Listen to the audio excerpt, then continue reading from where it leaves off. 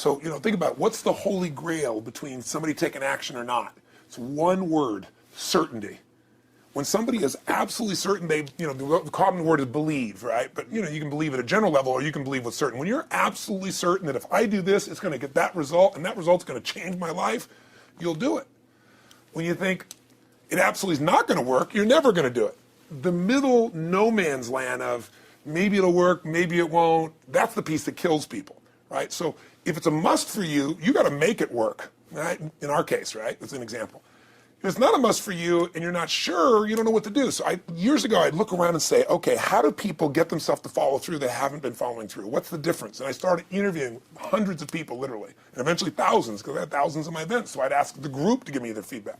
And I came up with this model. It's like the holy grail of belief, or the holy grail of momentum. It's like the difference between what makes the rich get richer and the poor get poor, right?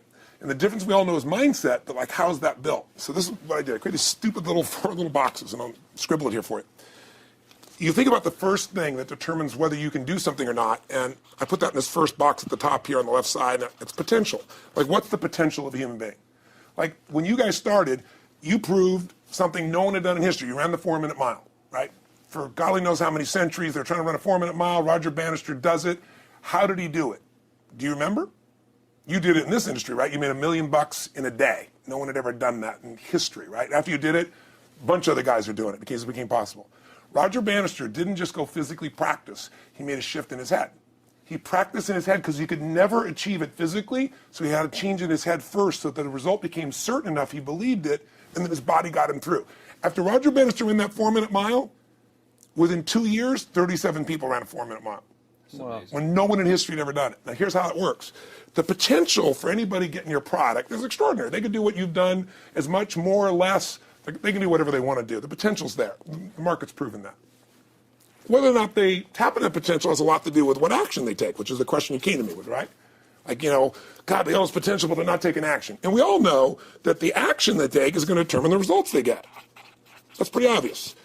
So most people have a belief about what their real potential is no matter what you tell them. And that affects how much action they take. And of course that affects the result. And then ironically, that result reinforces their belief. And then that belief affects it. So I'll give you an example.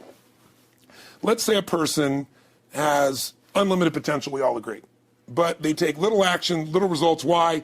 Because they have to start with a problem with their belief. They don't believe it's really going to happen for me. Maybe for Frank Kearns because he's got the cool hair and stuff, or maybe it's for you because you're so driven, but it's not me. Maybe Tony Robbins because he's a freak, got these big teeth. Whatever their thought process is, right? They got this thing, right?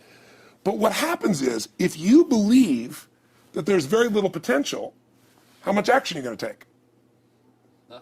Nothing, little. And when you take little potential with a little action, what kind of results do you get? Lousy little results. And when you get little results, what does that do to your belief? You go, see, I told you this was a waste of time, told you this wouldn't work. And then what happens? You tap even less potential. You take even less action. You get even worse results, and your belief gets even weaker. And this sucker feeds on itself until you are in the downward spiral. It's poisonous. It's poisonous and it's self-fulfilling. Now, what if something could happen that could come along and fill you with a sense of absolute certainty? Not like I believe, but mean where you know. In you guys' case, mine as well, we knew because we had to. Because we burned the boats. There was no other option. We had to find a way. We weren't going to live that way. We all did it in different ways and for different reasons, but in essence, that was it. If you get yourself in a state of certainty that this is going to work, I'm going to find the way, and if this doesn't work, I will make the way, then you tap a lot more potential. And when you're certain in your potential, you take massive action. When you take massive action, you really believe in something, you get great results. When you get great results, your brain goes, see, I told you I was a stud. I told you this thing would work out. Now you're even stronger. You tap more potential, take greater action, greater results. That's how you went from $300 in a week to $2,500 in 5 days to $100,000 in a month to $1 million in a day. Same thing with you. And we get momentum. That's why the rich get richer and the poor get poorer. Now some people go out and they go, well, I'm going to take a bunch of action. All right, I'm going to open this product. I'm going to try it. And they'll say to you, I even did it. But it's like a salesman who goes and knocks on the door, and he knocks on 100 doors and says, you don't want one of these, do you? Yeah, exactly right. You know? And even if he doesn't say it verbally, his face says it because he doesn't believe it's going to work. So his voice, his body, the execution is so weak. Maybe if he talks to 100 people, somebody's going to buy out of pity. They don't want his kids to starve, right? But he's not going to get the result. So the core difference in people is how do you produce certainty when the world isn't giving it to you? You go out and you try. In your case, you're 100,000 in debt and nothing's working. How do you keep yourself going? The way you did it, the way I did it, the way you're doing it, we may not have done it consciously, is we didn't change our potential. That was there. And it wasn't even taking more action. Taking more action with a belief it's not going to work, it's not going to change anything. We got results in our head that made us feel certain as if it had already happened. True or false for you? True. Right? So give me an example so people know I'm not just making this crap up. Well, I mean, just like when I had nothing, I already knew I was driving like Ferraris and Porsches and stuff because I always wanted those cars. I already knew I was going to have them. It was inevitable. Right. I inevitably, that was just my inevitable outcome. But how did you do that? Did you have a ritual? Did you think about it regularly? Was it one time you thought about it, or was it something you had an obsession towards? I had an obsession towards it. I mean, I used to work at a video store, which was the last job I ever had in my life. Thank God. And I used to go to work almost every day, and I used to bring 2 magazines with me to read on my breaks. Entrepreneur magazine, just to read about business and everything else, and read about what other people are doing, look for role models. And I used to carry an Auto Trader with me. And I used to look at Porsches that were for sale. Yeah. And people always used to ask me, what are you doing with that Auto Trader magazine? I'm like, well, I'm just picking out the Porsche that I'm going to buy. Right. Which probably got you a lot of crap. I did. People made fun of me. Sure. I actually had a boss at that job tell me, you really shouldn't do that to yourself, John, because it's very, very likely that is never going to happen. That it's very likely that you're never going to have that car. Yeah. That's the kind of belief he was trying to put in my head.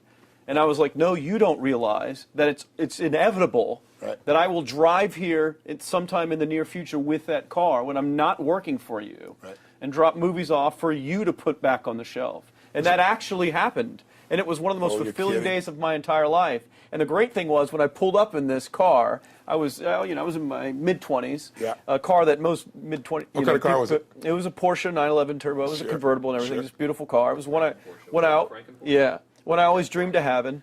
But, for a few years, I always circled the ads of which ones I was going to buy. Well, when I finally got it and I pulled up at the store, I had all these people, some people that were still working at this $7 an hour job were there years after I left. And I'll never forget this, even the boss and stuff, and the reaction of the people was like, wow, that is awesome. Yeah. Is that your dad's car? And all I said to them was, not exactly. Good for you. And I just smiled and just left. But it was,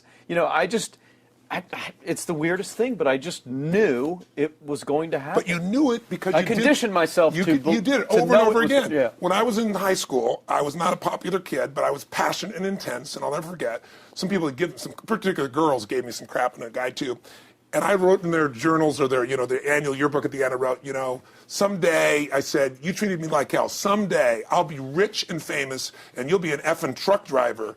And you'll be sitting there, I'll be with with this beautiful woman of my life, rich, and you'll be watching me on television thinking, you wish you would have treated me better. I actually wrote this shit in people's annuals because I went to a 10-year high school reunion when the people showed me this stuff, great. right? But it's like, I burned the bridges, baby. I was like, this is how it's going to be.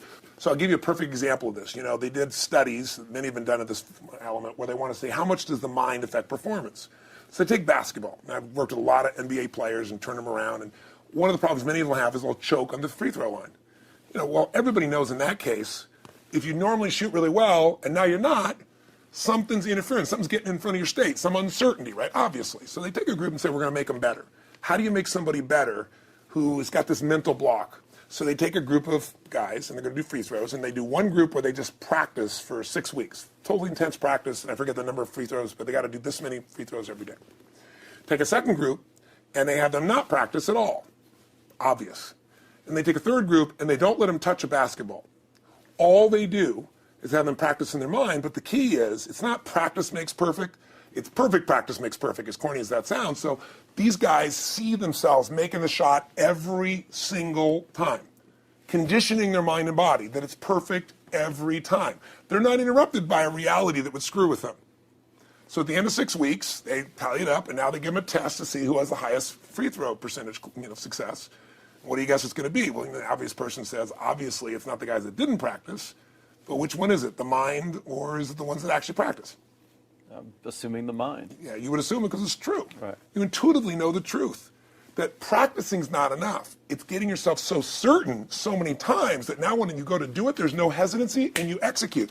It's having that absolute certainty that makes you tap your full potential, take massive action, get massive results, be reinforced to having stronger belief. This is what makes somebody a star at anything.